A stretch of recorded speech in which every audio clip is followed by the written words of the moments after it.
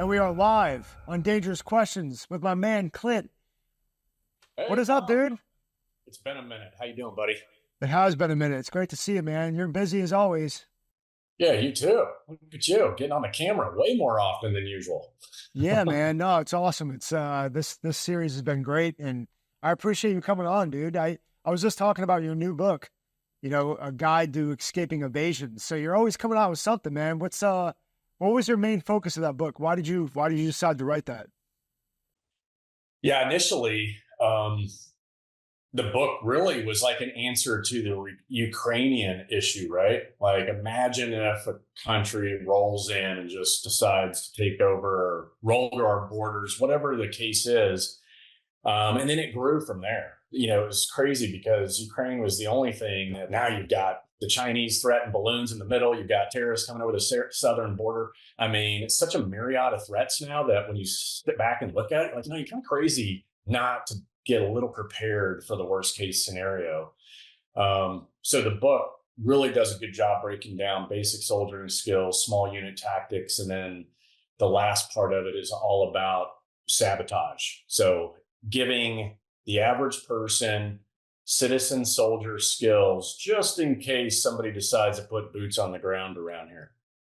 Yeah, and there's a lot of guys out there, putting good information out. Honestly, it's something that the average citizen just doesn't get exposed to. What would have been basic knowledge, 50 years ago, 60 years ago, it was just like, oh, my dad taught me that, or, I knew that. Like, it's always good for people to brush up on that now, and especially the people that care. So I look forward to digging into it. I haven't actually read it yet, but I can kind of understand the essence of what you put into it. So good stuff. Yeah, good. And you got a copy coming your way pretty soon. So you'll have one soon. So when you did 100 Deadly Skills, and this is, the Bruce Lee, methodology with identifying and distilling down what's most important out of everything in that book, or even isolating that experience and that journey, because you didn't even put everything in the book. There was some elements of that you learned along the way. But what's the one or two key takeaways from that book that you're like, this is going in my brain forever, where I'm not going to ever let this go because it's going to help you? Oh, man. So much. Number one, de-escalate, right? Everybody I talked to, the common answer was, if you can just steer away from it altogether, then you should, right? With de-escalation, right? It's like the nonviolent posture, whether it's negotiation, the thinking man, crossed arm, whatever it is that you choose, make sure you know what it is, understand that it's a great Trojan horse, and then make sure you train it, right? If it's negotiation, I've got one hand up, one hand back. I can throw something out there. I can still defend myself. There's so many options once you get your hands up, preventing you from just being this, victim, right? And at the same time, patting the airway and saying, hey, I don't want any trouble, and create distance and get away. That was definitely one big common denominator across all of you guys. Probably second to that is understanding that reactionary gap, right? Which goes hand in hand with distance, right? So as people get closer, you're kind of peeling off all the layers of protection that you have, and whoever strikes first usually wins. So once somebody gets inside the gap, unfortunately, you have to be ready to make the move before somebody makes it on you.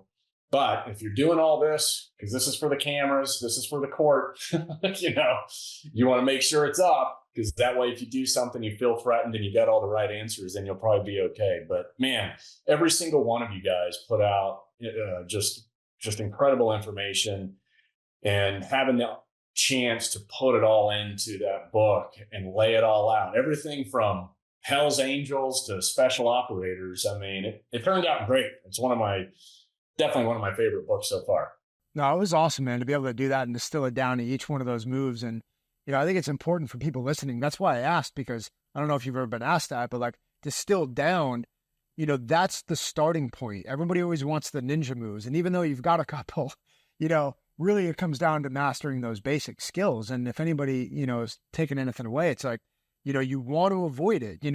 Everybody watching has something to lose. If we can de-escalate and change gears and shift the energy somewhere else, but if it starts to come into that, well, then being predictive and knowing that reactionary gap and putting that framework up is going to help whether you end up being able to de-escalate or have to engage. So that's just good. I just wanted to hear what you had to say about that. So Yeah. now the dangerous questions part. So you're getting to do a live video. What dangerous questions do you have? I'm excited to hear what you have to say, by the way, because I'm like, what's Clint going to ask me? I was like, I'm going to ask Dom a question. Let me see. You know, I would love for you to talk more about the importance of flanking, because believe it or not, when I did Combat Edition, you were pretty, other than I had a boxer, right? He was a silver medalist, professional boxer, right? You concentrated more about flanking, stacking, getting, turning into a one-on-one fight, even if it's just for a split second. So how important is flanking, considering you were one of more than a dozen guys? You were like one of the only ones that really concentrated on it when me and you got together. And I felt like, man, this is like one of the most important points when you are facing multiple adversaries. You're on your own. You have no choice but to fight. Yeah, I'd love for you to, hey, tell us about flanking and its importance when you have multiple adversaries standing in front of you. Awesome. This is such a great question, and to highlight this for people too, because today in mixed martial arts, we actually don't get to see flanking used really much at all. And the reason being is that because there's one-on-one. And so they know that they're fighting, they know they're engaged, and they also have a controlled environment. So you don't get to see a guy go in the ring and get on the side of him and then re-attack. There's no improvised weapons. There's no environment to be able to deal with. So it should cause people to kind of think about this from a standpoint of like, well, it's much different in the real world when you're not in the ring. Even in boxing, you get offline. You see Tyson shift his feet and he'll go boom, boom, and then he'll pop over. And that's a level of flanking, but it's not being utilized in the same sense that I'm saying, because it really can change the dynamic of the fight. And when you're looking at these close quarter scenarios and you're wrapping up with 3 or 4 dudes, it's absolutely essential to know how to get offline and do it quickly. And a lot of the times, I don't want to spend any more than 1 or 2 strikes in one spot or 1 or 2 shots. I'm gonna grab, clinch, shoot, move, because it's gonna keep me moving where they're constantly trying to lean forward to get me. And that's why it's so important for people to understand that if you're not adding flanking as a part of your combative base or your martial arts base, you really are missing out on a key element. So it's a great question. And I think I would highlight it to people to say, careful about what you're not seeing. And that's not seeing flanking. I think probably judo guys, maybe jiu-jitsu, are probably using it a little bit because they have to do an arm drag to kind of get to the side. So they're kind of seeing the element of flanking from a one-on-one perspective. Again, when you're in a combat scenario, what I mean is them being in the ring, you might see that less because they know you're coming at them, they know what you're doing. But then you take that into a combative environment like the real world scenario out in the street, and you're going to have to know how to flank. You're going to have to know how to get over that curb, get around the car, and move. The other thing I think that probably holds people back is when you think flanking, you think small unit tactics. So like, okay, I've got an adversary right in front of me, we've got a contact, and now I'm going to keep them distracted, pull them out, and then move a guy to the left or move a unit to the left. That's kind of basic flanking. But if we can take that principle and use it very violently in a hand-to-hand scenario, it literally can be the difference of you winning a fight between, 2 and 10 guys and getting out of there alive. Yeah, no, that's great, man. I loved it. I thought you did a great job explaining. Obviously, you're able to rattle off nomenclature and also do the technique so well. It's like you're a pro, man. It's awesome. Thank you. Yeah, man. Well, I appreciate it. You got anything else? Anything else we need to discuss? You're out there changing the world, dude. I appreciate what you're doing out there. No, I appreciate you. Yeah, I thought we were going to talk bug out. I saw bug out in the notes for the show, so I'm ready, man. Let's talk bug out. All right, so that's an element of what we're talking about in the series. I mean, we've had everything from, what do we use for gear? I think that's a scenario that is talked about a lot, almost to, I don't want to say exhaustion, but there's a lot of good information out there. People can go find really quickly. Where do I put in my bag? What do I need to be ready for? There were questions that were asking, hey, how do I know when to stay put and leave? What's the difference between the two? And I would love to hear your breakdown of that from a family perspective. What have you really applied to saying, okay, I know that this is the end of the world scenario and I've got to move? What Yeah. methodology are you using to walk through that, or at least plan for it? Yeah. Well, for almost every single book, I make sure I include the philosophy of bug out and bug in, because they're just like you mentioned, there's situations where I'm not going to run. I know my blueprint better than a bad guy. So I'm going to stay put. I'm going to keep the lights out. I'm going to let that guy trip over his feet, trip over the furniture, and then take advantage of him when it benefits me, right? So bugging in is one thing, bugging out is another. Knowing and going through those protocols very quickly isn't rocket science, right? You just got to play out different scenarios on when you think you should create distance and space in order to increase survivability, or when you think you have the advantage and you can stand your ground. That's number one. But when you break out bug out bags and that whole discussion, there's really two big macro things you should look at. Number one is purpose. Okay, what is the purpose? And then what is the content of that bag? Okay, so how do you break out purpose? Well, that's going to be environment, situation, capability. What are the environments, right? Is it in the mountains or to the beach or somewhere in the middle? Is it hot? Is it cold or somewhere in the middle? Are you at home, your office, or in your vehicle, right? That's your environment.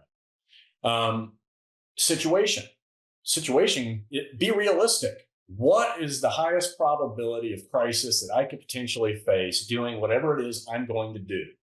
And list those out. And these days with Google and AI, you can just type in, whatever the threat is for the area you're going to or the area you live in, and it'll give you an entire list of issues, right? So those situations you've got to be cognizant of and make sure you look them up and make sure you're smart on it. And then, of course, capability of yourself, right? Okay, what am I good at? What am I bad at? Let's fix it. And then capability of your gear. Do I know how to work this? Do I know the knobology, the functionality, even when the lights are out? Because, as you know, and I know, if you don't really know your gear, then it's going to fail you. So that's purpose. If you answer those three things, environment, situation, capability, you're off to a good start. Now, when we talk about the content of a bug out bag or whatever it is, once again, I like threes, right? So the three things you should have is save my life, right? What are the things to save my life? What are the things to support my life? And then what are the things to defend my life? That's your common ground right there, no matter what you do. So when we talk about extending life, right? It's easy. More life support, Life support would be, food, water, comms, navigation. You can include a lot of stuff into there, right? Then you've got, save a life, and that's medical. So we use the acronym MARCH, right? We all learned it from 18 Delta. It's a great acronym to build out a medical kit. So, M is for massive hemorrhage or big bleeders, right? A is airway, R is respiration, C is circulation, H is head injury and hypothermia. So if you have the things to build that out, now you're good on saving life. But you probably want to think about other little things, anaphylactic, like allergic reactions and EpiPen. Antibiotics to fight infection, because let's face it, if you look at every war, it was the infections that killed more people than the actual wounds themselves, right? And then, of course, any special meds, right? Whatever, maybe you've got some kind of lifelong chronic illness that you got to take meds for. Make sure you have those on standby too. So we've answered the question of how do I, life support, which is your food, water, comms, nav. How do I save a life and then defend a life, right? That's angry people and angry animals. So that's your guns, your knives, your bear spray, right? So there you go. You got purpose. You've got the content. Purpose. If you're really looking at the environment, situation, and your capabilities, and then under your content or what you're putting in the bag, you're looking at what saves a life, what supports the life, and what defends the life, then you're good to go. And that's kind of how I look at things. And that's how I've pretty much broken it out in all the books. Yeah, no, that's solid. And I think, if people go through that method, if they go through that, they pretty much got everything they need. The problem is, like you said, people don't know their gear. They kind of think about these things, but they don't do anything about it, and I can't stress enough to other people that, hey, if they want to be better at something, awesome. Some people worry about things I think that aren't realistic or really worth worrying about. But if they are, if it's something that's keeping you up at night, it's like, go through the motions. What happens if for 2 weeks you just said, let's pretend this was the end of the world scenario? What would that look like for you? If you got out of your routine and you said, I'm just going to pretend like this is it. We're going to stop going to the store. I'm going to stop getting this. Do you have the right medicine for your kids that they need? Because I think the EpiPen's a big one. People don't think about that. All of a sudden you have a reaction to something and there's no medical support around whatsoever. And that one thing could have mitigated a ton of risk. But if you don't walk through those scenarios, you're not really going to accept that you need them. So that's just my encouragement to people. Take that advice, what Clint just talked about, but now apply it, visualize it. Make sure you're walking through like, hey, if we leave right now, do we have what we need? I think it's great. Do you have any type of like rally point stuff that you do with family, friends? Do you have anything like that mapped out where you're like, hey, this is a point where we're going to meet, no calm scenarios? Yeah, I mean, I try to pace everything as we learned early on in our careers. Pace is just, man, one of the best acronyms to apply to just about everything, which is have a primary, have an alternate, a contingency, and a emergency/escape, right? And if you do that with your routes and along the way have rally points, I feel like too, on these planning, whether I'm doing it I've done this for, schools, nonprofits, right? And when you do it, keep it simple. Make sure it's landmarks that are easily identifiable. Because once again, you turn out the lights or you add adrenaline or there's fire, chaos. People aren't going to remember like these little itty bitty things. You got to make it simple, make it big. Landmarks like the tree line, right? Get to the tree line, take cover, right? Wait to do a head count once you're there. Or it could be, like in our mount situations, you want at least 1 to 2 layers of buildings between you and the X that you were on, right? Just move to those buildings and then consolidate, head count. Okay, we're good to go. So I think if you just keep your rally points super simple, major landmarks, easy identifiable stuff, even at night, then you'll probably be good to go. Awesome. Yeah, I mean, this is your forte. I mean, you talk about this stuff every day. So, I think it's something people are more and more concerned about. We've talked about faith before, just on the surface, but I always have, the mindset piece to it too, because we can talk about, people worrying about all these scenarios unfolding, but what's the mindset going into it? I know I'm applying faith first. I'm trusting in God, like, Lord, you put me here. This is the scenario. So what mindset are you applying to when it comes to like worrying about what could unfold? Yeah, on the mindset side, I think, resiliency is everything I kind of focus on, obviously. And almost just like you, very skills based, right? And making sure that you're training those skills. And knowing that, the goal is for good to conquer evil at any given time. And we're all here in this universe together. And we know that it's probably 50-50, whether you like it or not, good and bad in any given situation or moment. And I think as long as your probabilities are at least even or thinking in terms of worst case scenario, I'm outnumbered, I'm outgunned, I'm taking severe blows to the head. Okay, those are the types of things you need to be what ifing on a regular basis so that if something bad does happen, you've already run the scenario, you've already made the decisions. And so in that tactical decision world, I've made this decision 100 times already in a clinical environment where I had plenty of time and zero stress, right? Now I've got zero time and a ton of stress. All I have to do is act it out now because I've already been thinking about it. Now I'm just acting. And the odds are you're going to be good to go because you're not just making decisions under stress. You're acting out decisions that you've already thought about several times in a clinical environment. It could be when you're sitting at the restaurant, sitting on that, in that Uber, whatever it is, wherever life takes you, you just take a couple of seconds, you what if it, make the decisions in your mind of what you would do. Now, if it really does happen, You're acting them out. You're putting time on your side because you know as well as I do, time can either be an adversary or it can be an ally. And we definitely want it to be an ally. So I'll leave it at that. Yeah, no, and the key point there is reps. Like if you're visualizing something you want to get good at, if it has to do with bugging out or bugging in, it's like, great, we had the conversation, we've identified some good stuff, but now rep it out. If we're not visualizing it and utilizing it, then what good is it really going to be? Ultimately, there will be people that listen to this and never do a dang thing, right? And that's unfortunate, but at the same time, I would still tell that person, trust your instincts and do the best you possibly can when it happens. Even if it were to happen right when you walk out the door right now, what do you have that you could utilize to use to your advantage, to be able to apply to that environment? I have 5 children, so every time I'm thinking about any type of bug out scenario, it becomes pretty complex pretty quick. I keep it simple, but it can be like, wait, everybody's spread out, now I got to pull in. So it's not just as simple as me breaking contact or saying I'm just going to leave town. It's not about me at that point. I will give my life to make sure that all of my children are safe, secure, and given every opportunity they can to be free. So ultimately, it does change the dynamic a little bit. But any final thoughts, brother? No, man, I just love everything you're doing. Always have, big fan. And I always wish you, all the success. Keep on going. Thanks, man. You do the same, dude. You're doing great. God bless you. And keep crushing what you're up to, dude. It's awesome to see.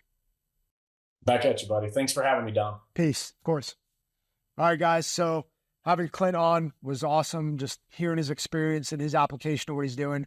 He's obviously got a lot of great content out there. We've worked together. He's worked with some subject matter experts. And again, that's what makes guys like Clint great, is that he knows who to go to get the right skills and then apply it in a way that you guys can use it and understand it and apply it to your life. If you get the book, you're going to get something out of it. I guarantee that. I could open up the book and find something. So this episode has been a lot about bugging out, and there's a lot of things to worry about, to not worry about, gear, no gear, but hopefully you're finding something to apply to your life.